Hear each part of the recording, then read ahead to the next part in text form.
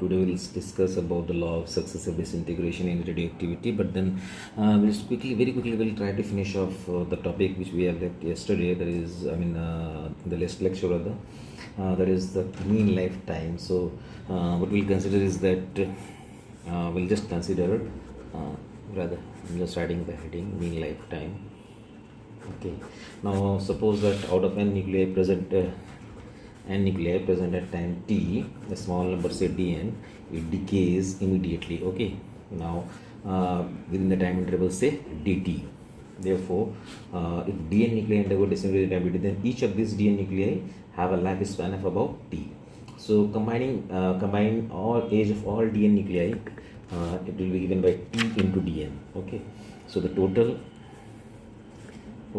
life of all nuclei is equal to 0 to n naught t dn.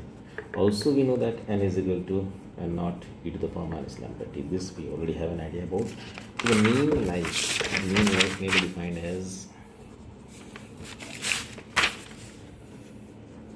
mean life or average life. Okay, it may be defined by tau equal to total life of all the nuclei divided by total number of nuclei present initially. So therefore tau will be given by 0 to n naught t dn divided by n naught. Rather, we'll just write simply total number is n naught. Thereby changing the limit, we'll say that at t equal to say 0, n is equal to n naught, and at time t equal to infinity, n is equal to 0. Thereby substituting all this thing, we'll get tau is equal to from infinity to 0 minus lambda t n dt by n naught. Here what we have done is that we have substitute the value of dn. Okay. Now substituting this value of dn over here, we'll get this much.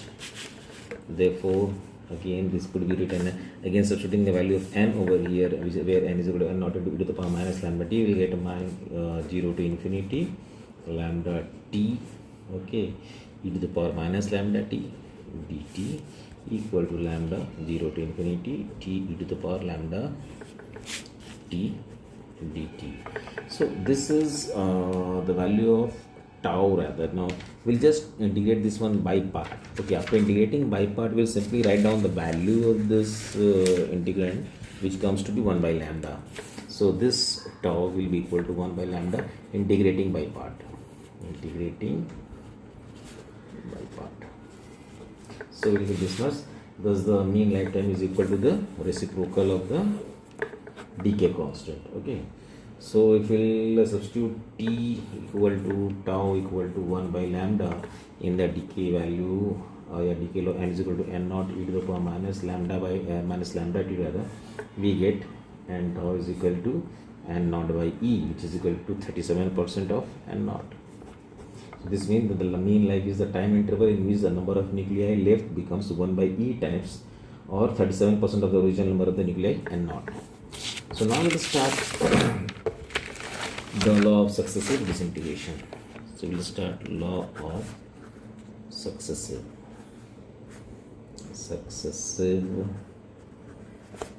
disintegration. Here in the successive disintegration of radioactive substance, any two adjacent element may be considered as the parent and daughter. Now for simplicity, we shall consider only the case of two radioactive elements. The daughter, which is being produced from the parent according to an exponential law, will at the same time decay according to an exponential law also.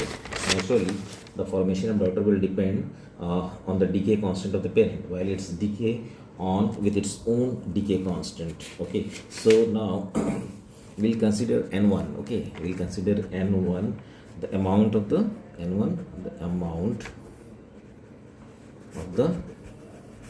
parent substance.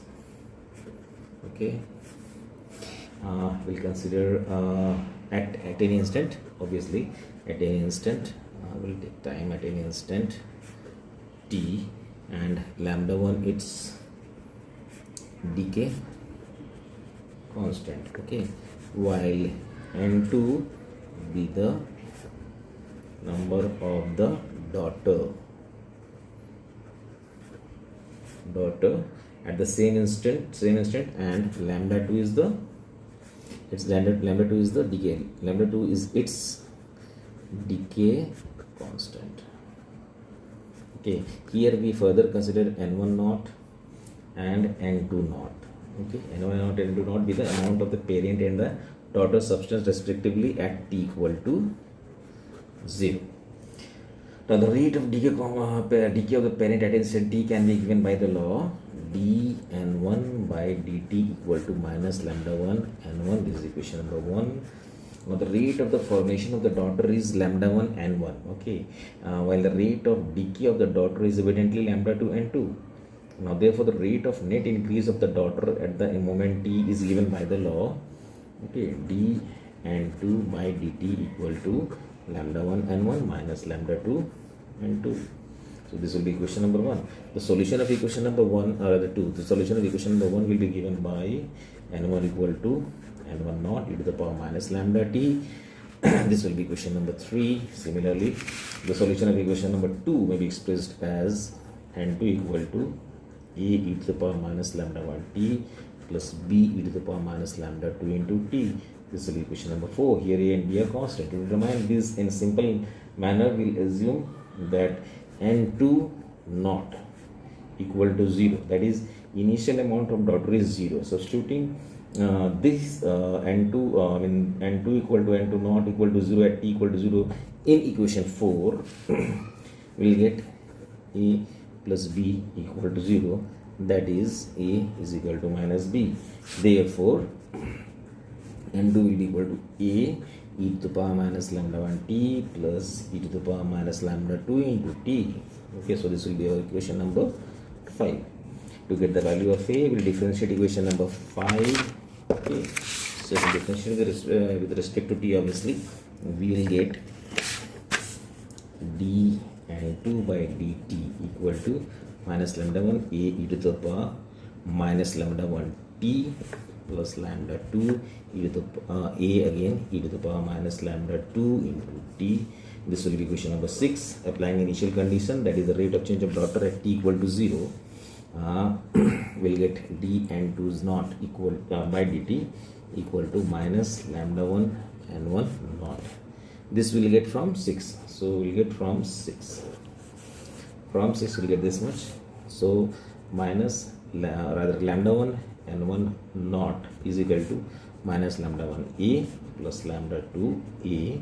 Therefore a will be equal to n1 naught lambda 1 divided by lambda 2 minus lambda 1. Substituting this value of a in equation number 5, rather, we will get n2 equal to n1 naught lambda 1 by lambda 2 minus lambda 1 e to the power minus lambda 1 t rather minus e to the power minus lambda 2 into t. This is equation number 7. Now we'll consider two important cases. Number 1, case 1 is when the amount of the parent varies appreciably with time.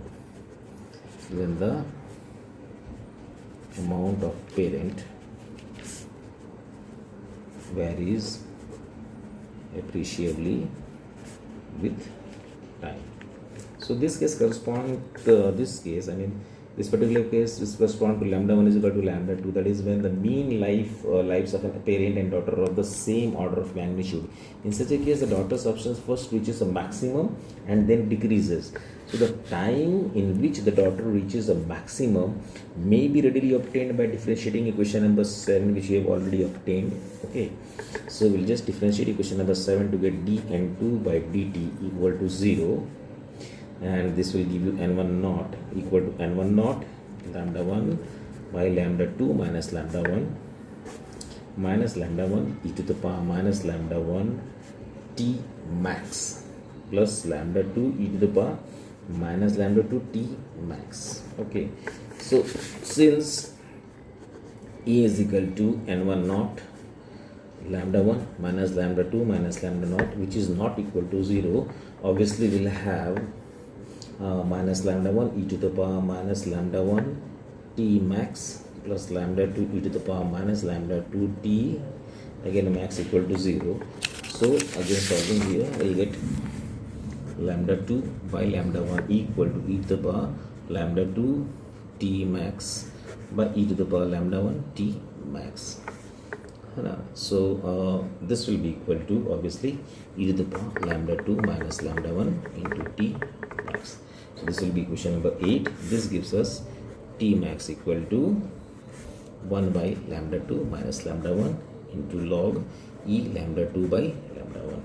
After this time t max, the daughter will decay at a rate depending on the relative value of lambda 1 and lambda 2. So again in this particular context we will just consider lambda 1 less than lambda 2. Now if the parent has a longer mean life than the daughter, the second term within the bracket of equation number 7 which we have already defined, that is e to the power minus lambda 2 t, will approach 0 faster than the first, so that n2 will break down at the decay rate of the parent. So equation 7, okay, just we have found out, equation 7 may be written as, in this, because of this particular situation, n2 equal to n1 naught lambda 1 by lambda 2 minus lambda 1 e to the power minus lambda 1 t. This could be written as n1 lambda 1 by lambda 2 minus lambda 1. Okay, substituting the value of this thing, n1 naught into e to the power minus lambda, in the place of this we will substitute n1 over here. One thing here we are just mentioning that e to the power minus lambda 2 will tends to 0, will approach 0. So from here we'll have n2 by n1 equal to lambda 1 by lambda 2 minus lambda 1. Hence both substance will decay eventually with the period of the parent, and their ratio n2 by n1 is constant. This state of affair is called the transient equivalence. So this is known as transient equilibrium. Okay, now if second case is like if lambda 1 is greater than lambda 2, that is if the daughter has a longer mean life than the parent, the opposite will become true, so that n2 will eventually decay with its own rate of decay, as equation 7 will again reduces to equation 7 will reduces to n2 equal to n1 naught lambda 1 by lambda 2 minus lambda 1 e to the power minus lambda 2 into t. So this will be equation number 10, this will be equation number 9. And case 3 is like when the amount of parent is practically, we'll just consider case 2 rather. Case 2 is when the amount of the parent is practically constant.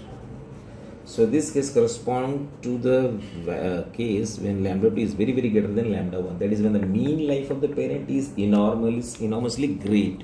Okay, in this particular situation, equation number 7 again, we consider equation number 7 is very important. So it will reduces to n2 equal to n1 naught lambda 1 by lambda 2 1 minus e to the power minus lambda 2 into t.